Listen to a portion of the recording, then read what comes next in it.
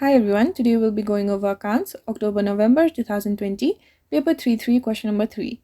This is structured paper 3 which consists 6 questions, each of 25 marks, and we are also given a time limit of 3 hours. So we will be attempting to solve each question under 30 minutes. And this question number 3 is a part of section A which deals with financial accounting. So without any further delay, let's get started. Arthur and Belinda had run a successful partnership for some years. They had shared profits and losses equally, and they decided to retire, and VC PLC agreed to buy the business on 1st January 2020 for a purchase consideration of 300,000. Now for the first part of this question, we need to state 3 reasons why VC PLC might want to buy the partnership. Let's write it down. So the very first reason might be that the partnership is a profitable business and VC PLC is interested in having the share of profit from the partnership as well. Let's write it down. It is a profitable business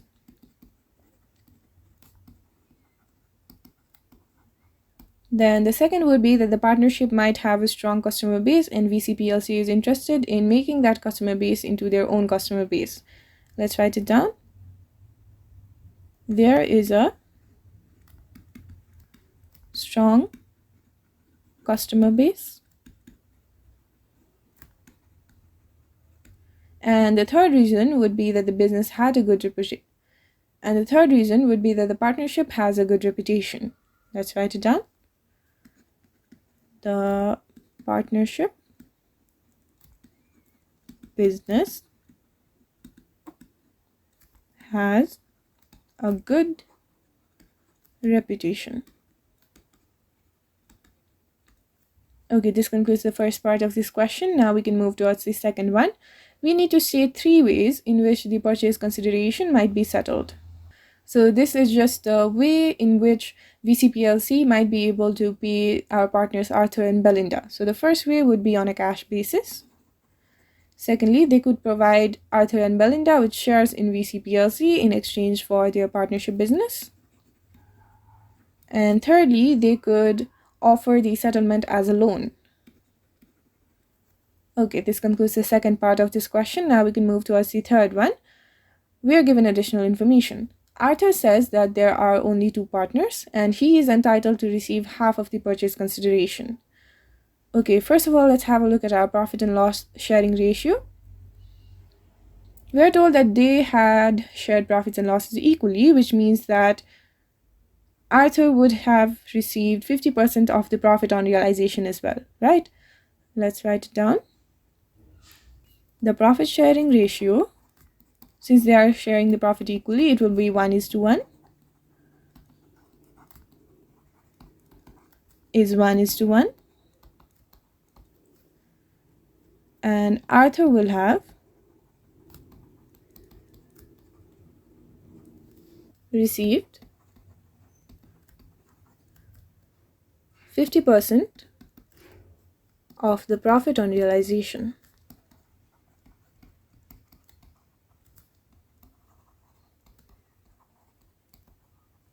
Alright, but we're talking about how he is stating that he is entitled to receive half of the purchase consideration. But we know that the correct distribution of purchase consideration depends on whether the partners contributed equally to the business or not. Let's write it down. The correct distribution of the purchase consideration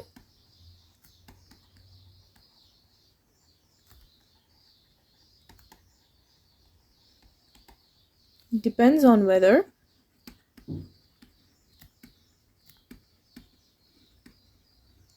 the partners contributed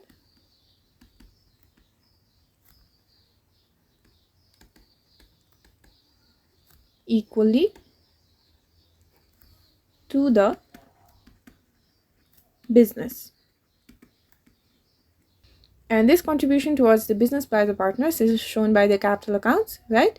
So we can write as shown by their capital accounts.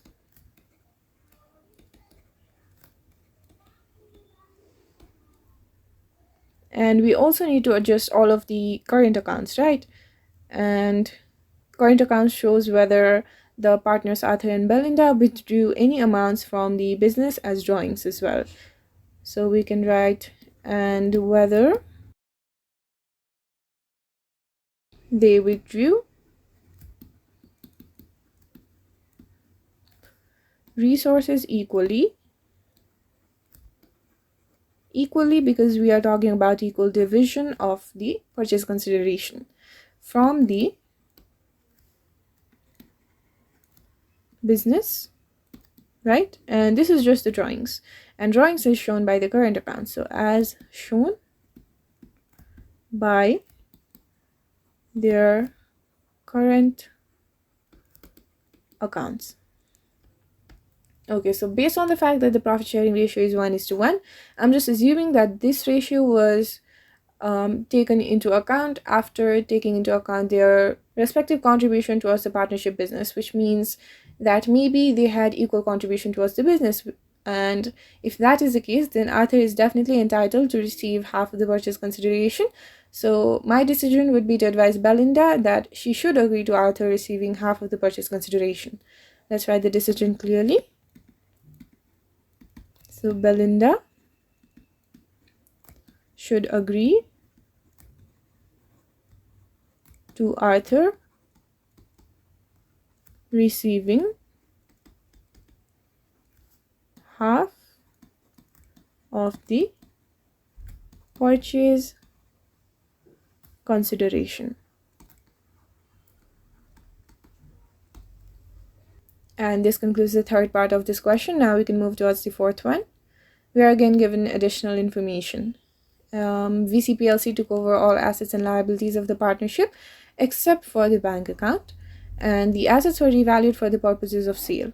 Okay, then the book value of the assets and liabilities of the partnership on 1st January 2020 along with the revalued amounts were as follows. So this is the actual book value in the partnership, and this is the revalued amounts for purchase by VCPLC. Now for the fourth part of this question, we need to suggest two reasons for the difference in values for the equipment. Okay, we can see that the book value for equipment was 61,000, whereas the revalued amount is 45,000. So the value of equipment has definitely decreased, and we need to suggest two reasons for this decrement in its value. So the very first one would be that VCPLC might have determined that depreciation provided to the equipment might have been inadequate, right? Let's write it down. Depreciation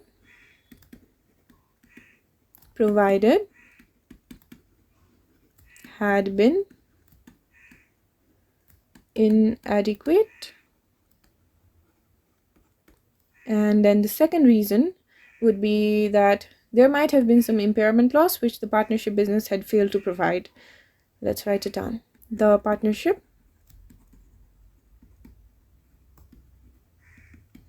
had failed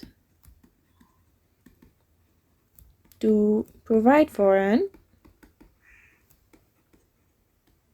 impairment loss.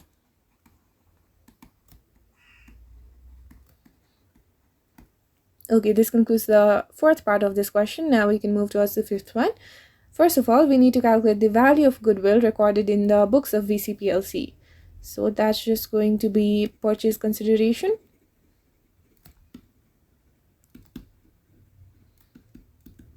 minus the revalued net assets. Okay, so purchase consideration, we were given its value above. Let's have a look. So we're told that the purchase consideration is 300,000. Let's substitute this value. That's 300,000 minus the revalued net assets. So we're talking about the revalued amounts, and the net assets is just assets minus liabilities. Okay, so we know that premises is an asset, so we need to add it. Equipment is an asset, so we'll add it. Vehicles is an asset as well. Inventory is an asset. Trade receivables is an asset, but trade payables is a liability, so we need to subtract this value. Okay, so now let's figure out the total. That's going to be 168,000 plus 45,000 plus 14,950 plus 30,000 plus 18,500 minus 15,100, which results in the value of 261,350. So this is our revalued net assets. Let's substitute this value. That's 261,350. Now this gives our value of goodwill to be 300,000 minus 261,350, which results in the value of 38,650. Now for the second part of this question, we need to figure out the total profit on realization made by the partnership. And that would be the revalued net assets minus the net assets at book value.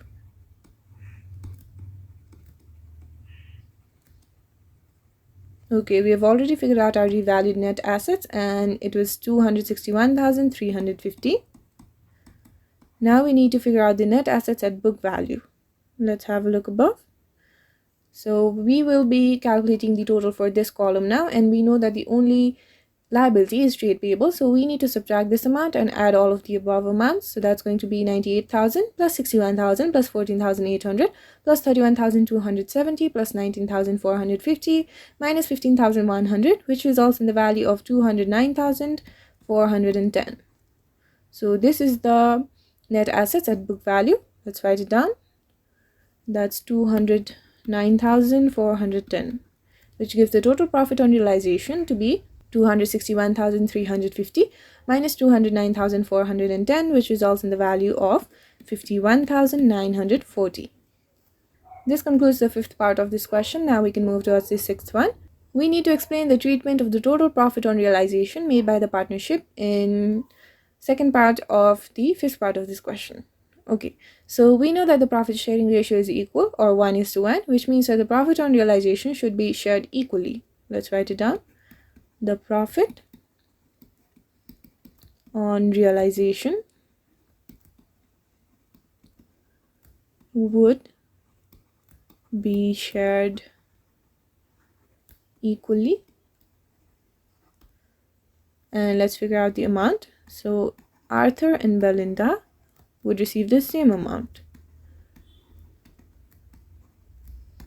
Would gain, let's figure out their gain amount, which is just half of this profit on realization. So that's 51,940 divided by 2, which results in the value of 25,970. So they would each gain this value. That's 25,970 each. And this concludes the sixth part of this question. Now we can move towards the seventh one. We now need to explain why a revaluation reserve may appear in the financial statements of a limited company but not in the financial statements of a partnership. So the very first reason is that the statement of financial position of a limited company does not show an account for each shareholder, right? Due to this particular reason, the gain on revaluation should be recorded in total. But if you're talking about partnership, then the statement of financial position definitely shows an account for each partner. So each partner can be credited with their share of the gain. Let's write it down. The statement of financial position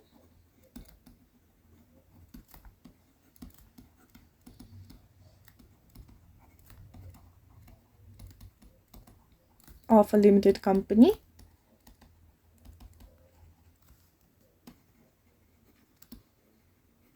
does not show an account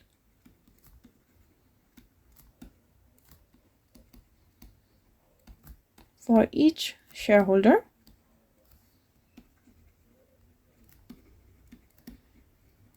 and therefore the gain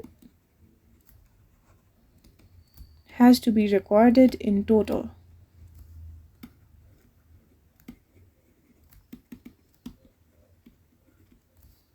Now, the statement of financial position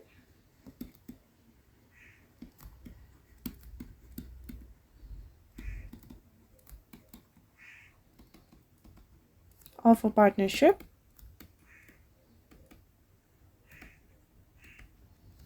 does show an account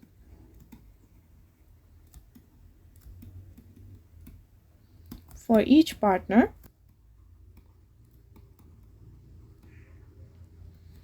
and so each partner can be credited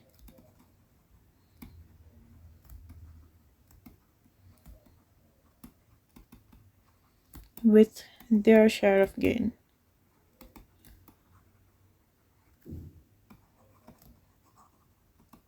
So this just means that in case of a partnership business, we show partners account for each of the partners, which would adjust this gain made by revaluation. But in case of a limited company, there are multiple shareholders, so it is not possible to show each shareholder's account in our statement of financial position because that would make it too lengthy. And in order to remove that particular problem, we introduce our revaluation reserve in order to record that gain in total. Alright, this concludes the 7th part of this question as well as this entire question. If you found this video useful, make sure you like the video and leave a comment below. And make sure you're subscribed to the channel and hit the bell icon so that you do not miss any of these videos in the future. Thank you.